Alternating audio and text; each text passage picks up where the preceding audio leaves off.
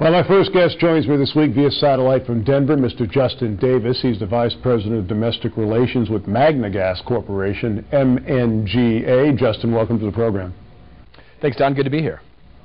Well, glad to have you here, Justin. Now, of course, MagneGas Corporation describes itself as a company which is the producer of a natural gas alternative, appropriately called MagneGas. Can you give us a general overview of the company, please?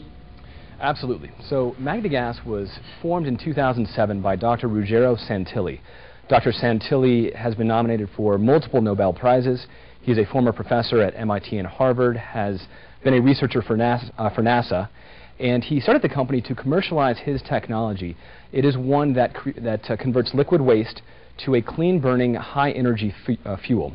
Took the company public in 2008, and just this last quarter, we are pleased to announce our first profitable quarter, which we feel is a very significant accomplishment for any startup, let alone one operating in these economic conditions. It truly is. Now, of course, MagneGas, and I found this fascinating, is made from liquid waste like sewage, sludge, and manure, just to name a few sources. That's really amazing. Tell us about the conversion process. Absolutely, and to your point about these liquid wastes that we're using, these feedstocks as we call them, not only can we convert sewage and sludge, but even oil-based wastes like motor oil, cooking oil, oil from the Gulf, antifreeze, some really nasty stuff that we are removing from the environment. The way the technology works, it is called a plasma arc flow technology. It is patented, and basically what happens is the liquid flows through a containment unit, and two electrodes are submerged in the liquid. Between the electrodes passes a very high energy electric arc. It hyperheats the liquid such that it actually breaks the liquid down at a molecular level. It doesn't burn it, so there are no nasty emissions, but rather it breaks it down, separates it into a clean burning gas, a small amount of carbon residue, and then in many cases also a sanitized, nutrient-rich water that is perfect for irrigation. Well, Justin, what are some of the applications that MagneGas can be used for? There really are myriad applications for this. It is a very versatile gas. It can be a replacement for propane or natural gas in any of those uses. So whether it be home cooking, heating, alternative fuel vehicles, things of that nature, if natural gas or propane are in use, MagneGas can be very quickly so as well. In terms of our commercial direction, what we've discovered is that MagneGas itself is a perfect fuel for the metalworking industry. That is welding, cutting, brazing, soldering. In every aspect of this gas, it is superior to anything on the market. It cuts cleaner, it cuts faster, it is less expensive than anything on the market, and obviously in terms of its toxicity, its volatility, it is dramatically less so than anything that is currently in use. So we're looking at this market, which is a billion-dollar market domestically, as our low-hanging fruit, our first approach to commercializing this domestically, and then we'll tackle those many, many other uses thereafter. Once again, we're talking with MagneGas Corporation. Their stock symbol's MNGA. For more information, call us from anywhere in the world, 888-259-4449. Now, Justin, the company just recently announced it had begun the manufacturing of a high-volume MagneGas refinery. Can you give us more details? Absolutely. So we are very conservative operators. The fuel that we have produced to date, either to sell to countries such as the United Arab Emirates, to Australia in decent-sized batches, or the test batches that we have produced for domestic customers in test fashion, we have done so by either using small demonstration units or borrowing, effectively, refineries intended for customers for a short period of time. But we haven't had the ability to produce in large capacity, in large volume, the gas to date, which means we haven't yet closed on large domestic contracts. What we're going to do now that we have the cash to do so is produce our largest ever refinery, a 300 kilowatt unit, and have it as a fixed resource at our headquarters in Tampa, and in so doing be able to churn out big quantities of gas quickly for customers so that we can close on some larger deals and we can begin to become a commercial force within the industry here in the U.S. So from our perspective, it really is a big business tipping point to be able to produce our own fuel quickly in high volume and tackle some bigger customers. You know, this would seem like the ultimate green company. You're taking waste which would have to be stored or disposed of and turning it into usable fuel.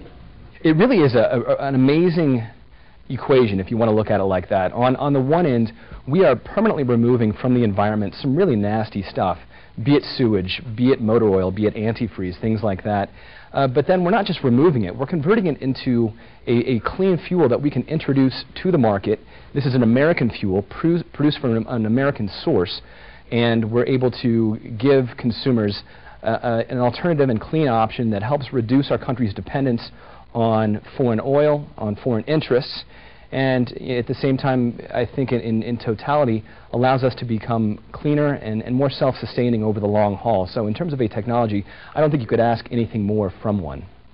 Once again, MagneGas Corporation, MNGA. Now, Justin, the company released news just this week that you've received the second $1 million tranche of a $2 million investment from Beijing-based DDI Industry International. Can you tell us about your relationship with DDI and what the use of proceeds are going to be? Absolutely. It is an important one to us. Obviously, it has brought us to this commercial tipping point.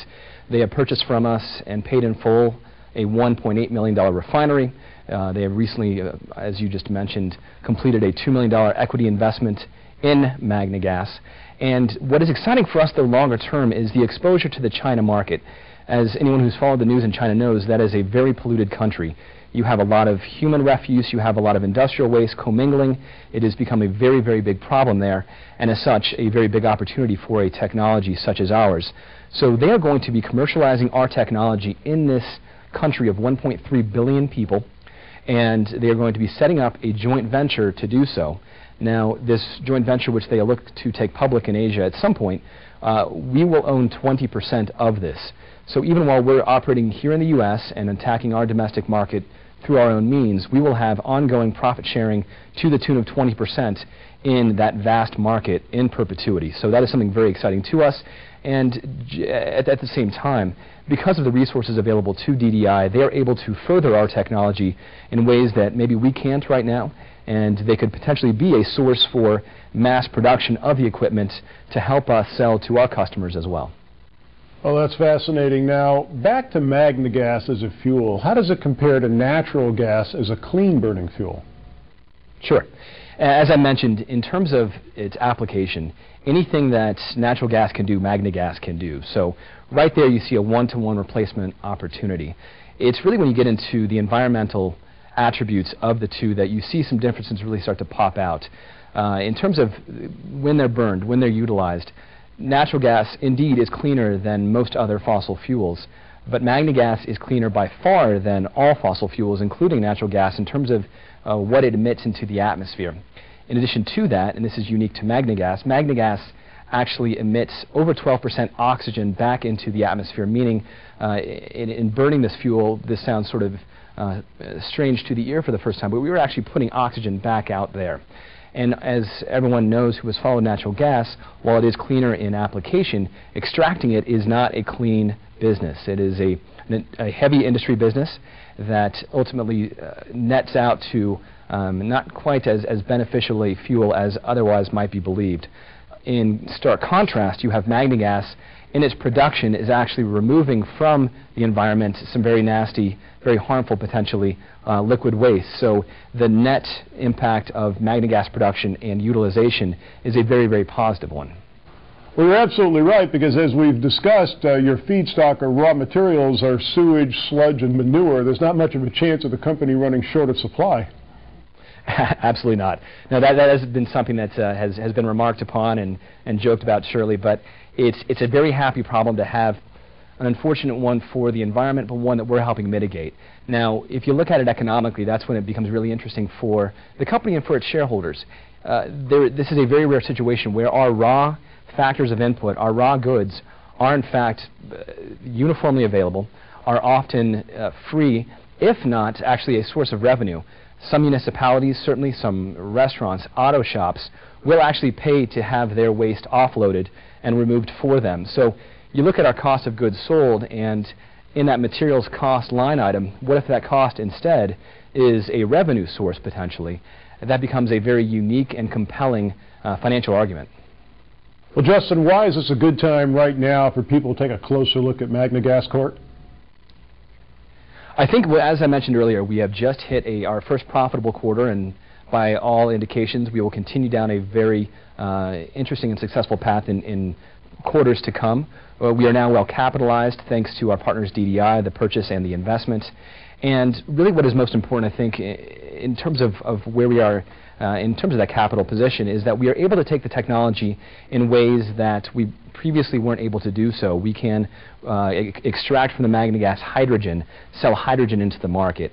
There are many things that we can do now that were unavailable to us before. So we're looking at, as I mentioned and described, a tipping point for the business and the technology where we can begin to move at leaps and bounds and really push the envelope as to where it can go. So if you're looking at this story for the first time, you are seeing a company that is come to this point through hard work, through some amazing brain power, and is now really at a precipice of what we believe are some very great things. MNGA is the stock symbol, MagneGas Corporation. Justin, we're initiating coverage of the company this week. Be following you very closely for the next several weeks. Looking forward to some updates during that period of time. Fascinating story. Thanks for joining us on the program. Thank you, Don.